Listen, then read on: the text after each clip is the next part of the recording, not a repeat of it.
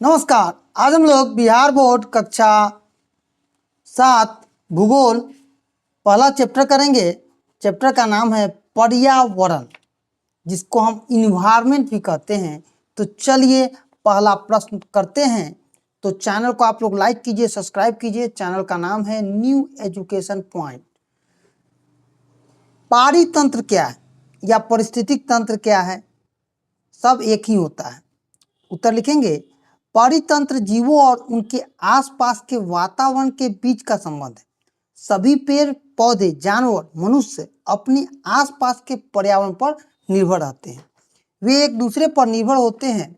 जैसे बड़े जानवर छोटे जानवर को खाते हैं और पेड़ पौधे हमें ऑक्सीजन देते हैं। घने जंगल, हरी भरी घास वाले मैदान, रेगिस्तान, पहाड़, झील, नदी, समुद्र, छोटे से तालाब का भी अपना एक पारितंत्र होता है। ठीक है, आगे प्रश्न है, प्राकृतिक पर्यावरण से आप क्या समझते हैं? उत्तर लिखेंगे, प्राकृतिक पर्यावरण में वे सभी चीजें शामिल है जो प्राकृतिक में बनाई जाती है। इसमें जीवित जैसे पेड़ पौधे, जानवर और निर्जीव जीव जैसे पानी, हवा, मिट्टी दोनों आते हैं।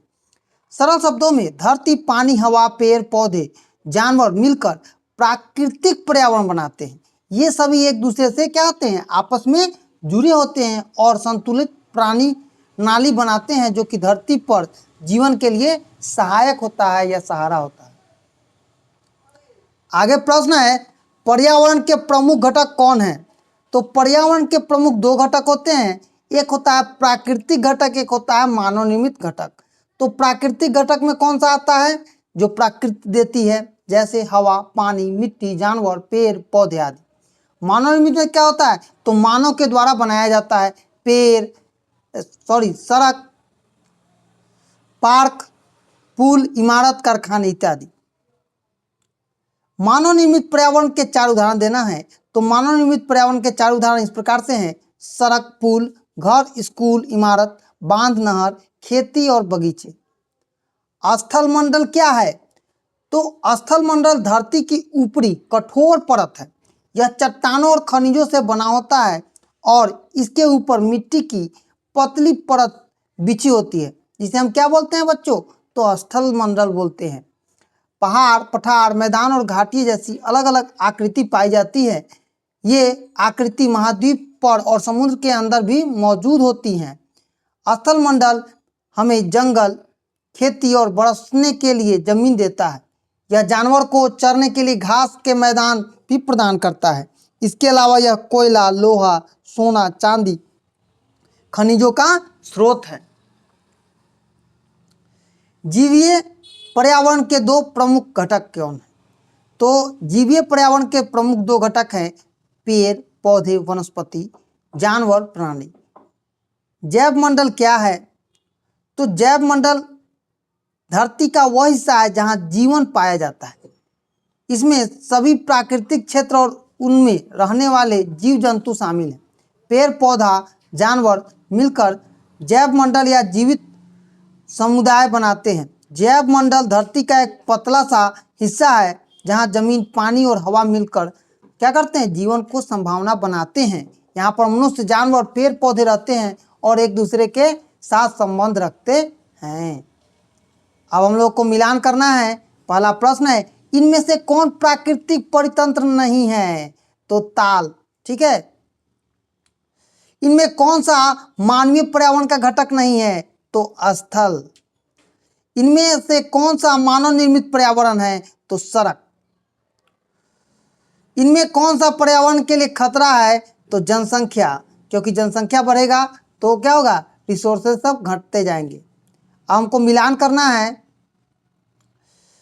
मिलान में है जैव मंडल, वह संकीर्ण क्षेत्र जहां स्थल, जल व वायु पारस्परिक क्रिया करते हैं, क्या कहलाते हैं? जैव मंडल कहलाते हैं। वायुमंडल, तो पृथ्वी को घेरने वाले वायु की चादर को हम क्या बोलते हैं? वायुमंडल। जलमंडल, जलीय क्षेत्र को क्या बोलते हैं हम लोग? जलमंडल। और पर्यावरण, हमारे आसपास का क्षेत्र। मानव अपने पर्यावरण में परिवर्तन करता है। तो मानव अपनी ज़रूरतों को पूरा करने के लिए पर्यावरण में क्या करता है, बदलाव करता है।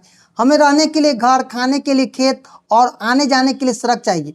इन ज़रूरतों को पूरा करने के लिए हम पेड़ काटते हैं, ज़मीन को समतल करते हैं, नदियों का रुख बदलते हैं, कारखाने लगाते हैं, हम चीज़ बनाते हैं, पर इससे हवा और पानी गंदा होता है।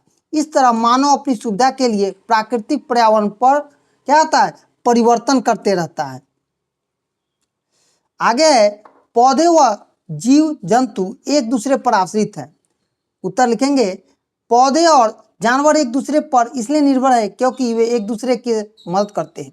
पौधे भोजन बनाते हैं जिसे जानवर खाते हैं। जानवर पौधे के बीजों को एक जगह से दूसरे जगह ले जाते हैं जिससे एक नया पौधा उगता है। और पौधे हमें क्या देते हैं, ऑक्सीजन देते हैं, जिससे हम लोग क्या करते हैं, सांस लेते हैं, जानवर भी सांस लेते हैं।